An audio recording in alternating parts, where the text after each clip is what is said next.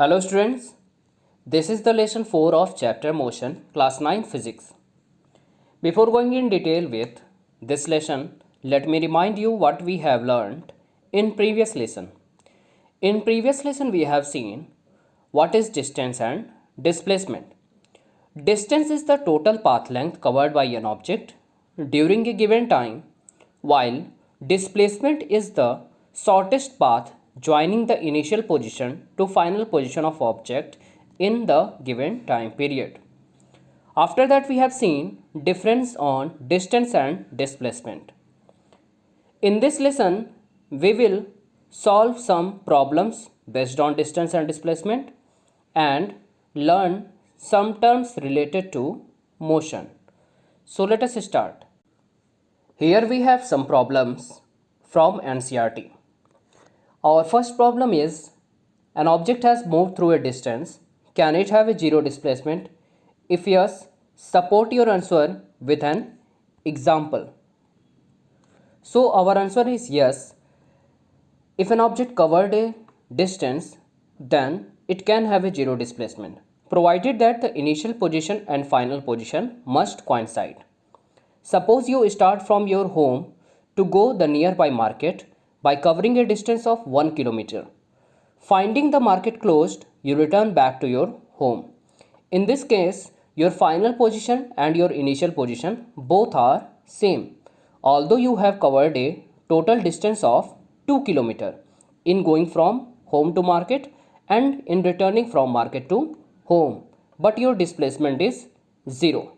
So it is clear that if an object has moved through a distance, then it can have a zero displacement if its initial and final position both will coincide. Now let us see our next problem. A farmer moves along the boundary of a square field of side 10 meter in 40 seconds. What will be the magnitude of displacement of the farmer at the end of 2 minutes 20 seconds from his initial position? So let us see. Suppose the ABCD represents the square field, each of side 10 meter, along the boundary of which the farmer is moving. Now the revolution time of farmer along the boundary of field is given as 40 seconds. It means if farmer starts from the point A, then after completing one revolution, he again reaches at the point A in 40 seconds. Now we have to calculate the displacement in 2 minutes 20 seconds, that is 140 seconds. So if farmer complete one complete revolution of this square field in 40 seconds, then how many revolution he cover in 140 seconds? That is equals to 140 upon 40, which comes out to be 3 complete revolution and 1 half rotation. Now it means that in 2 minutes 20 seconds, he covers 3 complete revolution starting from point A and reaches at the point A in 3 complete revolution. Now he has to cover half more rotation. So he starts from A, travel through B and reaches at the point C. Now he has covered the next half rotation. It means in 2 minutes 20 seconds, his initial position is A and final position is C. Now we can calculate the displacement because we have the initial position and final position. It means the line joining A and C, which is AC, gives us the displacement. Now you see ABC is a right angle triangle, and in this right angle triangle we can write AC square is equals to AB square plus BC square, or AC is equals to square root of AB square plus BC square equals to square root of AB. AB is equals to 10 meter. So 10 square plus BC. BC is also equals to 10 meter. So 10 square plus 10 square, which is equals to square root of 100 plus 100 and square root of 200. And it comes out to be 14.1 meter. So the displacement of the farmer is equals to 14.1 meter along the line AC. Now our next question is, which of the following is true for displacement? First statement is it cannot be zero. No, it is false because we know that displacement can be 0 if the initial position of an object coincides with the final position of the object. So it is false. Next statement is its magnitude is greater than distance traveled by the object. So it is also false because we know that the greatest magnitude of displacement will be equal to magnitude of distance, and that will be only in a case when the object is moving along the straight line in a particular direction only. So the magnitude of displacement will never be greater than magnitude of distance traveled. Hence it is also a false statement. Now students, there are some questions for home assignment. Just take a screenshot and try to solve these questions. Now we will see types of motion. There are two types of motion, uniform motion and non-uniform motion, which we have to study in class 9th. So what is uniform motion? An object is said to be in uniform motion if it covers exactly the same distance in equal intervals of time. It does not matter how small these intervals may be. For example, the car shown below, which is moving along a straight road, is in uniform motion. How? Let us see. As the car starts from 8 am and covers a distance of 40 km after 1 hour, that is 9 am. Again, from 9 am to 10 am, it means 1 hour, it covers a distance of 80 minus 40, that is 40 km. Similarly, from 10 am to 11 am, in 1 hour, it again covers the same distance, 120 minus 80, that is 40 km. It means in every hour, it covers the same distance of 40 km. So the car is in uniform motion. Next is non-uniform motion. So an object is said to be in non-uniform motion if it covers unequal distance in equal intervals of time or equal distance in unequal intervals of time. For example, the different positions of truck is shown below, which is going from Agra to Mumbai highway. From this table, we can see that the truck moves or covers a distance of 40 km in first hour, and in next hour it covers a distance of 100 minus 40, that is 60 km. While again in the next hour it covers a distance of 150 minus 100, that is 50 km. So it is clear that in equal intervals of time, that is 1 hour, the truck covers in first hour 40 km, in next hour 60 km, and again in next hour it covers a distance of 50 km. That is, the time intervals are same, but the distance covered by the truck are different, so the truck is in non-uniform motion. Now students, while defining motion, we find that different objects take different time to cover a given distance. Some objects may move fast, some objects may move slow. So to identify the slow motion or fast motion, we have a term known as speed. So speed of an object is defined as the distance traveled by it in unit time. Let an object cover s distance in time t, then its speed is given as distance upon time, which is equals to s upon t. Now SI unit of speed is meter per second. Why? Because we know that SI unit of distance is meter and SI unit of time is second, and speed is defined as distance per unit time.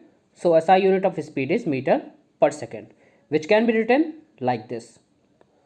Some other units or larger units are kilometer per hour, which we use in our practical life when an object covers a larger distance.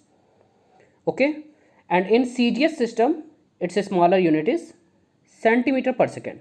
CGS means that system in which length is measured in centimeter, C means centimeter, mass is measured in gram, G means gram, and time is measured in second, S means second. That's why it is called CGS system. Okay, these are some examples. The red car has a speed of 30 meter per second and the grey car has a speed of 40 meter per second. So we easily conclude that red car is covering 30 meter per second, while the grey car is covering 40 meter per second. Hence, grey car is moving fast. While solving problems, sometimes we need to convert kilometer per hour into meter per second, or sometimes meter per second into kilometer per hour. So here how we proceed. 1 kilometer per hour can be written as 1 kilometer upon 1 hour. 1 kilometer is equivalent to 1000 meter and 1 hour is equivalent to 60 minutes. Again, it can be written as 1000 meter upon and 60 minute is equals to 60 into 60 second. So it will equal to 1000 meter upon 3600 second, which comes out to be 5 upon 18 meter per second. It means that 1 kilometer per hour is equivalent to 5 upon 18 meter per second. Now, how we apply it in our problems? Suppose we have given a speed of 36 kilometer per hour. Now, if we have to convert it into meter per second, then we just multiply it by 5 by 18. That is 36 kilometer per hour is equals to 36 into 5 upon 18 meter per second, which is equal to 10 meter per second. Okay. Similarly, while calculating, we find out 1 meter per second is equals to 18 upon 5 kilometer per hour. Now suppose if we have a speed of 20 meter per second and we have to convert it into kilometer per hour, then what we do? We just multiply it by 18 by 5. It means 20 meter per second is equals to 20 into 18 upon 5 kilometer per hour, which comes out to be 72 kilometer per hour. Okay. Okay students, till now you understood what is the speed, its SI unit and some basic conversion from one system of unit to other system of unit. Now we will see what is uniform or constant speed and what do we mean by non-uniform or variable speed. Uniform or constant speed. If a moving object covers equal distance in equal intervals of time, howsoever small these intervals may be, then the speed of an object is said to be uniform or constant speed. For example, a car traveling with a speed of 50 km per hour. It means the car is covering the same distance of 50 km per hour, hence its speed is constant. You can take other example as speed of light. You know, light travels with a speed of 3 into 10 to the power 8 meter per second. It means light is covering a distance of 3 into 10 to the power 8 meter every second. That's why its speed is constant. Hence we can say light travels with a uniform or constant speed. Now what do we mean by non-uniform or variable speed? If a moving object covers unequal distance in equal interval of time or equal distance in unequal interval of time, then it has a variable speed. In most cases, objects move with a non-uniform or variable speed. For example, the vehicles moving on a street or motion of a railway train between two stations. These are all example of non-uniform motion. Okay. Now let us see average speed. So for non-uniform motion, we need to calculate average speed in order to describe the motion of an object. So average speed of a moving object is defined as ratio of the total distance traveled by the object to the total time taken to cover that distance. It means what we have the formula for average speed? Average speed is equals to total distance traveled upon total time taken for the whole journey. Let us understand this with an example. So we have an example. A car travels 85 km from point A to B, then 45 km from point B to C. The total time took was 1.3 hours. What was the average speed of the car? Why the average speed of the car is asking? Because the car travels unequal distance of 85 km and 45 km. It means its speed is varying. So we have to find out the average speed for the whole journey. Now how we will find?